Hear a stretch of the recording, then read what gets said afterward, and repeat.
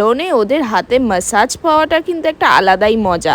আর যেহেতু ওরা প্রফেশনালস, ওদের হাতের কাজটা কিন্তু সত্যিই ভালো হয়। মানে আমরা বাড়িতে করলে সেটা এতটা সুন্দর হয় না। হ্যাঁ, টাকাটা হয়তো অল্প সেভিংস হয়েই যায়, কিন্তু ওদের হাতে মাঝে মাঝে করাই যায়। আমি খুব একটা পার্লার ভিজিট করি না, কিন্তু পুজোর আগে একবার অন্তত, মানে বছরে 1-2বার করাই যায়। তাই আমি বছরে 1-2বারই পার্লারে আসি, আর মাসে 2বার করে আইব্রাও করতে যাই।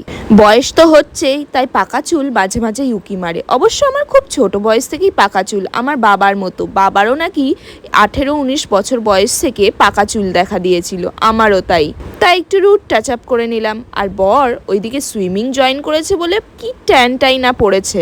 তাই আমি বরকে বললাম যে পার্লার যখন এসেইছিস তাহলে একটু ডিট্যানটা করেই নে।